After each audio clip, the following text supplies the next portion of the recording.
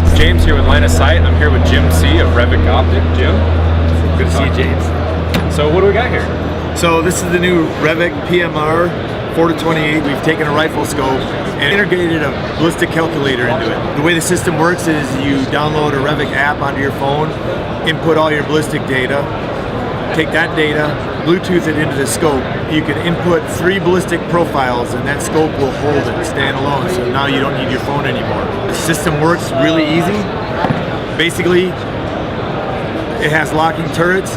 When you turn the turrets, you're going to be adjusting the yardage that you see in a heads-up display that exists inside the scope. This heads-up display is lit in the top portion of the scope and it doesn't interfere with the reticle or visual on a target. This thing is integrated to adjust for your cosine angle, so the scope knows where it's directionally pointing up, down. It has a compass heading in it, so it knows if it's northeast, south, or west. So it will do spin drift, crosswind jump correction, and Coriolis effect. I personally think the crosswind jump or aerodynamic jump feature is the biggest feature in this scope because it's one of those things that now almost becomes easy to correct. And it's as simple as you look through the scope, there'll be a heads-up display, and it'll have a wind circle in it. You press this button once, and you'll highlight that wind circle, and then you can toggle around the wind direction and the wind speed. And that's what's going to enable the crosswind jump correction. If I put in a 10 mile an hour right or a 10 mile an hour left, it will change the yardage on the heads-up display. Yes, so literally you would just correct the elevation by turning your turret back to the distance you want to shoot with that wind correction on it. It's a great feature to have. Yeah, I mean, this is a great product. I see it as a great product for recreational shooters, long-range hunters. I feel like it's going to have a big application in our sport of precision rifle shooting. Looks like we'll be 3 to 6 months out on a mill-based scope, mill reticle, mill turrets. We really no longer concern ourselves with the MOA mill portion because we're doing it in yards. Right. But us guys that are used to mill wind holes, we want that mill reticle still. So, you know, we'll get that in a few months. And so when you're looking through the heads-up display, you're not actually seeing how many mils or MOA you're dialing. It's displaying, hey, you're now zeroed for this distance that you're trying to engage. It's really made our job as shooters a lot easier as far as preparing dope, because if I need to make dope cards the night before, so I don't have to make them during the match, I just write down my yardage. Right. This thing is ballistically going to measure the weather, temperature, correct all those things ballistically that you would do on your ballistic calculator or your Kestrel, but it's doing them in live time. So basically when I get up to the stage, I point the gun at the target, dial the distance, it's corrected all my atmospherics and my angle, spin drift, Coriolis, and crosswind jump. All I need to concern about is reading the heads-up display, finding my wind hold, setting that hold on the target, and pulling the trigger. That's awesome. It is. That's awesome.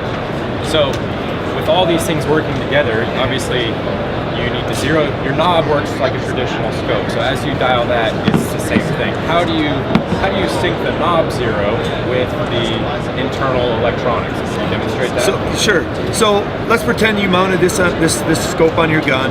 You're going to sight it in, and let's say you end up at 2 1/4 minutes. What you want to do is lock the turret. You're basically going to take a tip of a bullet, disengage the disc on top of the turret. That will slip the turret, and you can then set it down at 0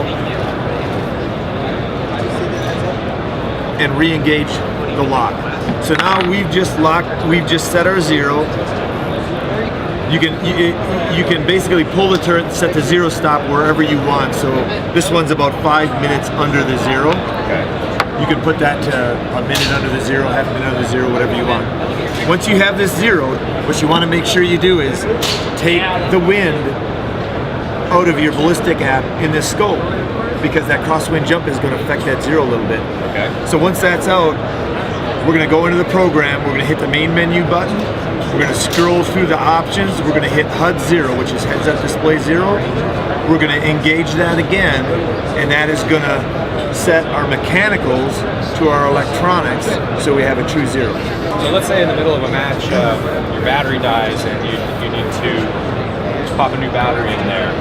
Is there any type of re-zeroing that needs to happen, or does it save the last position? It'll save the last position. So what you want to do is, I would just zero everything back out. You're going to dump a AAA battery, install the new battery, and it's as simple as that. It won't lose your ballistic profile or anything like that. That's awesome. So with all the technological advances in this scope, it almost could be considered cheating in a precision rifle match. What's your take? You know, we've been using ballistic calculators for a while now. The list programs are out, and so this is just kind of the next step forward. You know, now it's integrated into the scope. Actually, it kind of solves some problems with equipment expense. This kind of incorporates some items we might buy separately into one package, so it's going to save the shooters some money. Right. I think we already have the technology where we could tripod an AB Kestrel and link it to a phone and get lifetime wind corrections where we just have to look down at it. Right.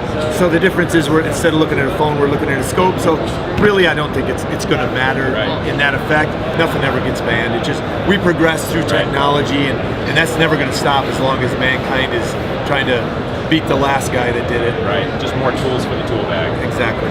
So what are we looking at price-wise on these?